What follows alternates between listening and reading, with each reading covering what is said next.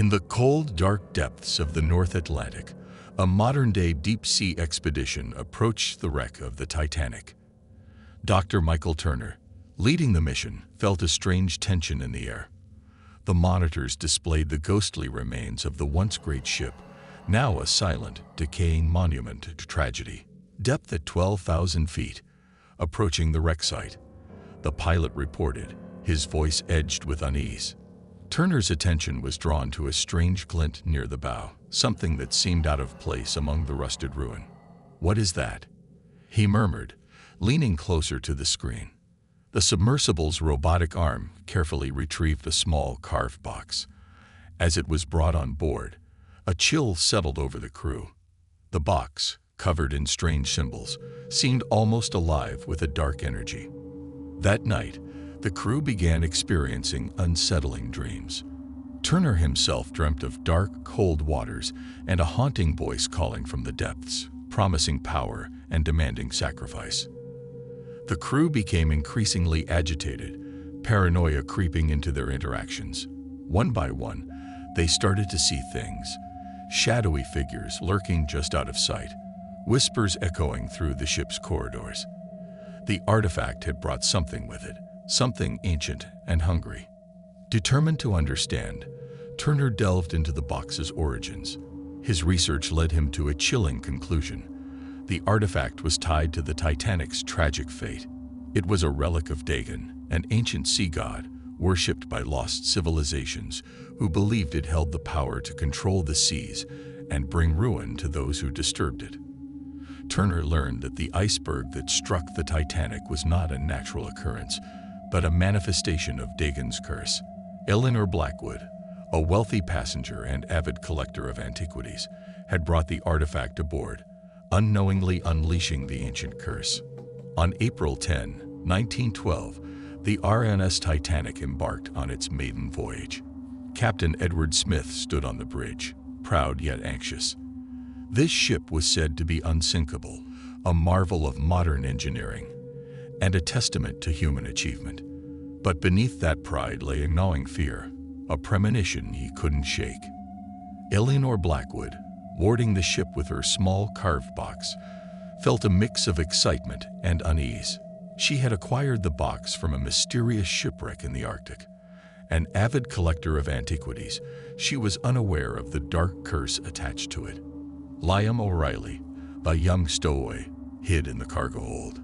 He had slipped aboard in search of a new life in America, but now found himself surrounded by strange, whispering shadows. It was in the cargo hold that he first saw the artifact, and his nights became filled with dark visions. As the Titanic sailed, passengers and crew began experiencing nightmares and hallucinations. First Officer William Murdoch saw ghostly figures on the ship and tried to maintain order as the crew reported strange occurrences. Eleanor, realizing the artifact's power, researched it further and discovered its dark history. One evening, while exploring the lower decks of the Titanic, Liam stumbled upon a hidden doorway. Behind the door lay a secret room, untouched by time and water. The room contained shelves lined with ancient texts and relics, centered around a large ornate chest, bearing the same symbols as the artifact Eleanor had brought aboard. Liam, his curiosity piqued, pried open the chest. Inside, he found an old manuscript detailing the worship of Dagon and the rituals performed to summon his power. The text revealed that the artifact was a key to these rituals, and disturbing it would awaken the wrath of the sea god. Realizing the gravity of the situation, Liam sought out Eleanor. Together, they deciphered the manuscript and learned that the iceberg was summoned by the curse. Desperate to stop the impending disaster, they tried to warn Captain Smith, but it was too late. The ship struck the iceberg, and chaos ensued. As the Titanic began to sink, passengers and crew faced not only the icy waters, but also the supernatural horrors unleashed by the artifact. Ghostly apparitions and monstrous sea creatures tormented them. In a final desperate attempt, Eleanor and Liam sought to destroy the artifact. Captain Smith, battling spectral forces, went down with the ship to give them a chance. In the freezing waters, Eleanor and Liam cast the artifact into the ocean, hoping to appease Dagon. As the survivors clung to life, the horrors ceased, but the psychological scars remained. The Titanic sank into the depths, carrying its secrets with it, but the curse waited, ready to awaken for the next unsuspecting souls. Dr. Turner, now deeply entangled in the mystery, sought answers within the Titanic's wreck. The crew of the expedition ship grew increasingly restless. Turner noticed the change in their behavior, a kind of fear that seemed to deepen with each passing hour. "Dr. Turner," said Helen, one of the researchers, her voice trembling, "I've been hearing voices at night. It's like whispers, but I can't understand the words." Turner knew that Helen was not the only one experiencing this. The artifact seemed to be affecting them all. Determined to find a solution, he spent long hours poring over the old texts and historical records they had brought up from the wreck. The deeper he dug, the more he uncovered about the curse of Dagon. The ancient sea god was not just a myth, but a powerful entity that demanded reverence and sacrifice. Those who disturbed his resting place were doomed to face his wrath.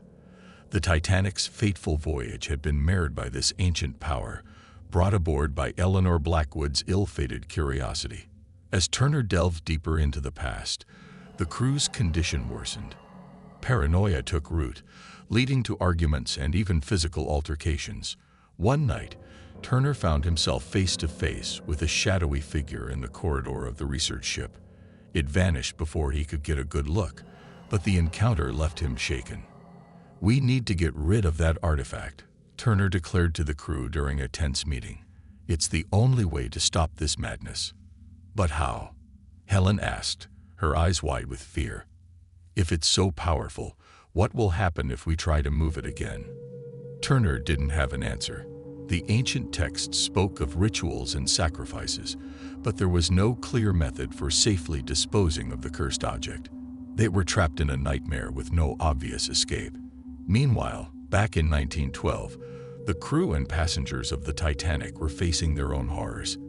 As the ship struck the iceberg, the initial shock gave way to panic and confusion. The icy waters began to flood the lower decks, and the realization of their impending doom spread quickly. Eleanor Blackwood, clutching the artifact, made her way through the chaos, determined to find a way to undo the curse. Liam O'Reilly followed closely, his fear tempered by a resolve to see the nightmare end. "We need to get this off the ship," Eleanor shouted above the din. "It's the only way." As they struggled through the pandemonium, they encountered Captain Smith, who was directing the evacuation efforts. His eyes widened when he saw the artifact. "You must get that thing off my ship," he said, his voice filled with urgency. "It's caused enough death already." With the captain's blessing, Eleanor and Liam made their way to the lifeboats. The night was filled with the screams of the doomed and the sound of the great ship tearing itself apart. But their path was not clear. Ghostly figures and shadowy creatures seemed to block their way at every turn. Finally, they reached a lifeboat. As they prepared to cast the artifact into the ocean, a monstrous form rose from the depths, a creature of the sea, born from the darkest nightmares. It was Dagon, awakened by the disturbance of his ancient relic. The creature roared, its presence overwhelming. But Eleanor, driven by desperation, held the artifact high and shouted, "Take it back. We don't want your curse." With all her strength, she hurled the artifact into the sea. The moment it touched the water, the creature let out an ear-splitting scream and vanished beneath the waves. The supernatural horrors ceased, leaving only the cold, harsh reality of the sinking ship. Eleanor and Liam watched as the Titanic slipped beneath the surface, taking its secrets and many of its souls with it. They were among the few who survived that night, haunted by what they had seen, but alive. In the present, Dr. Turner realized that the only way to end the curse was to return the artifact to the depths from which it came. With the crew's reluctant agreement, they prepared to take the artifact back to the ocean floor. As they descended in the submersible, Turner couldn't help but feel the weight of history pressing down on him. They reached the wreck of the Titanic once more, and with great care, they placed the artifact back among the ruins. The moment they did, the oppressive atmosphere that had plagued them lifted. The whispers stopped, and the shadows receded. Turner felt a sense of relief wash over him, knowing they had done the right thing. The expedition returned to the surface, the crew visibly more relaxed. They had faced a horror beyond understanding and survived. The artifact was left to rest with the Titanic where it belonged. Back on land, Dr. Turner compiled his findings, careful to omit the more supernatural elements. He knew that some truths were better left buried, just like the artifact itself.